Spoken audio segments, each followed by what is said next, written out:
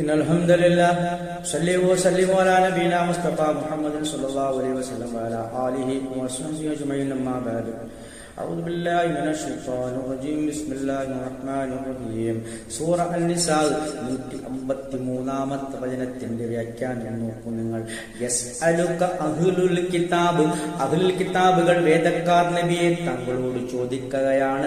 അൻതുനസ്സില അലൈഹിം കിതാബൻ മിനസ് സമാവ്, ആകാശത്തു നിന്നും ഒരു വേദഗ്രന്ഥം അവർക്ക് ഇറക്കി കൊടുക്കണമെന്നാണ് ആവശ്യം. നോക്കൂ നിങ്ങൾ, എത്ര വലിയ രൂപത്തിലുള്ള ധിക്കാരത്തിന്റെ വാക്കാണ് അവരുടെ വായിൽ നിന്നും പുറത്തു ചാടുന്നത്. ഫഖദ് സഅലു മൂസ, ഫഖദ് സഅലു അവർ ചോദിച്ചിട്ടുണ്ട് മൂസ നബിയോട്. അക്ബറ മിൻ ദാലിക, ഇതിനേക്കാൾ വലുത് മൂസ നബിയോട് ചോദിച്ചിട്ടുണ്ട് നബിയെ എന്ന് പറഞ്ഞുകൊണ്ട് മുഹമ്മദ് നബി അല്ലാഹു സമാശ്വസിപ്പിക്കുകയാണ്.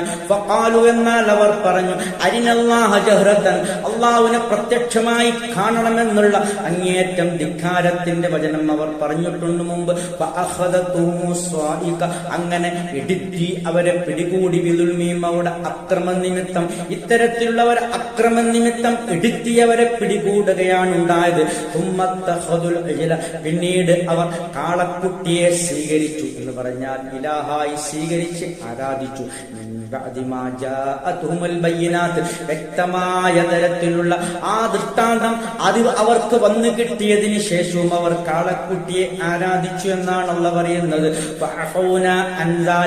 അങ്ങനെ അല്ലാഹു സുബ്ഹാനഹു വ തആല അതിനവർക്ക് മാപ്പ് ചെയ്തു കൊടുക്കുകയാണ് ഉണ്ടായത്. മൂസ നബി അലൈഹിസ്സലാം അവരോട് അല്ലാഹുവിനോട് ആവശ്യപ്പെട്ടത് പ്രകാരം ബനി ഇസ്രായേലുകൾ തൗബ ചെയ്ത് മടങ്ങി. അങ്ങനെ അവർക്ക് അത് മാപ്പ് ചെയ്തു കൊടുത്തു എന്നാണ് ആ പറഞ്ഞതിന്റെ പൊരുൾ.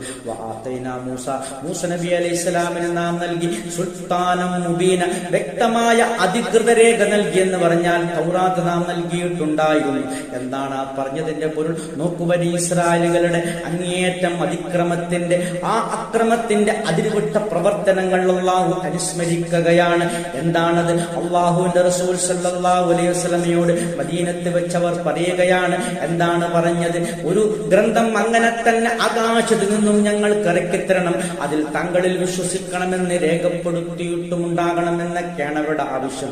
അതുപോലെ ഇതിനേക്കാൾ വലിയ അക്രമം അവർ മുമ്പ് പറഞ്ഞിട്ടുണ്ട്. അല്ലാഹുവിനെ നേരിട്ട് കാണണമെന്ന് തന്നെ മൂസാ നബിയോട് അവർ ആവശ്യപ്പെട്ടിട്ടുണ്ട് റസൂലെ എന്ന് പറഞ്ഞുകൊണ്ട്.